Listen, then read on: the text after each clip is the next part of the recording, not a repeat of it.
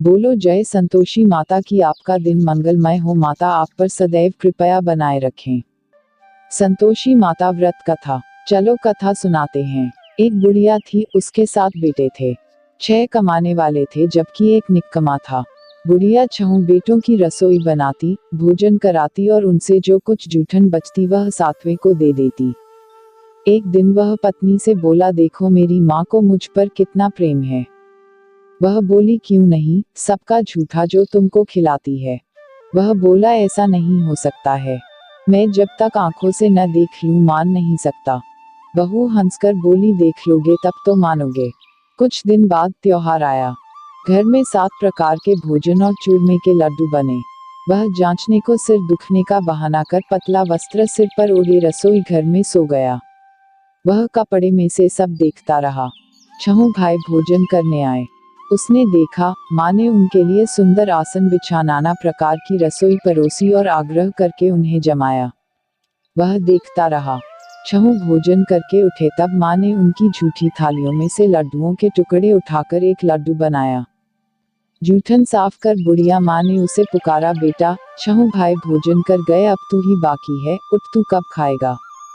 वह कहने लगा, माँ मुझे भोजन नहीं करना, मैं अब परदेश जा रहा हूँ। माँ ने कहा, कल जाता हो तो आज चला जा। वह बोला, हाँ आज ही जा रहा हूँ। यह कहकर वह घर से निकल गया। 7वें बेटे का परदेश जाना। चलते समय पत्नी की याद आ गई। वह गौशाला में कंडे उपलेट थाप रही थी।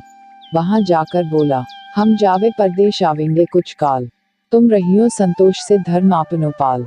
वह बोली, जाओ पिया आनंद से हमारो सोच हटाया, राम भरोसे हम रहे ईश्वर तुम्हें सहाय। 2 निशानी आपन देख धरू में धीर, सुधी मती हमारी बिसारियो रखियो मन गंभीर।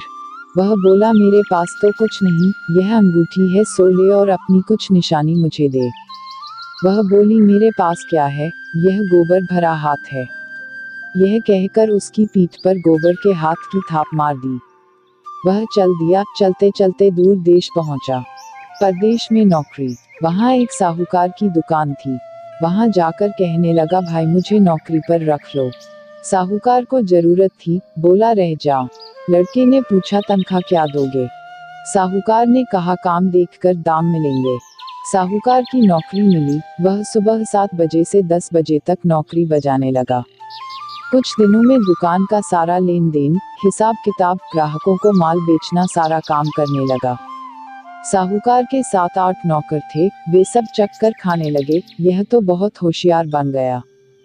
सेठ ने भी काम देखा और 3 महीने में ही उसे आधे मुनाफे का हिस्सेदार बना लिया।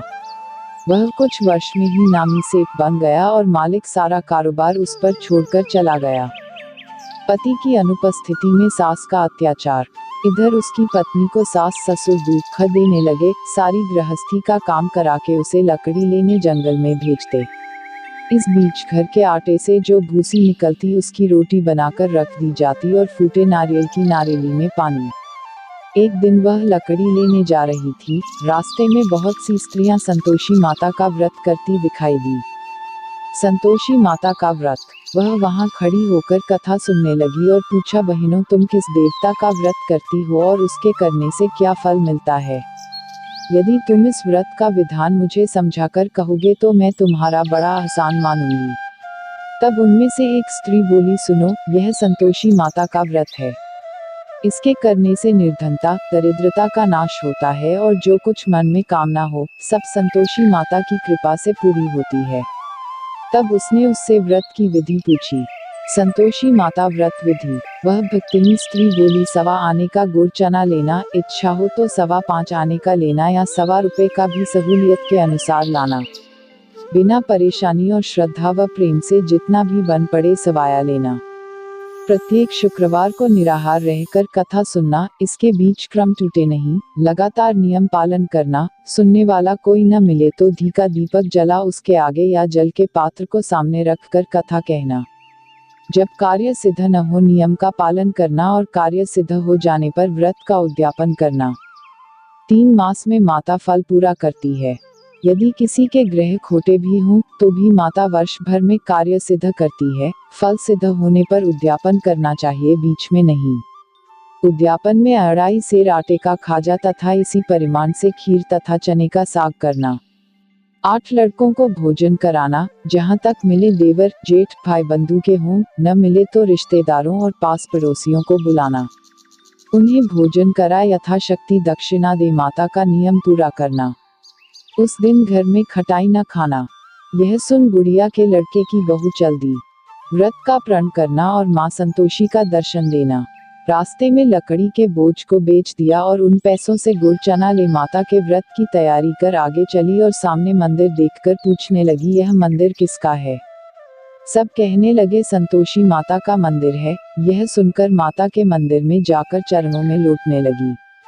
दीन हो विनती करने लगी, माँ मैं निपट अज्ञानी हूँ, व्रत के कुछ भी नियम नहीं जानती, मैं दुखी हूँ। हे माता, जगत जननी मेरा दुख दूर कर, मैं तेरी शरण में हूँ।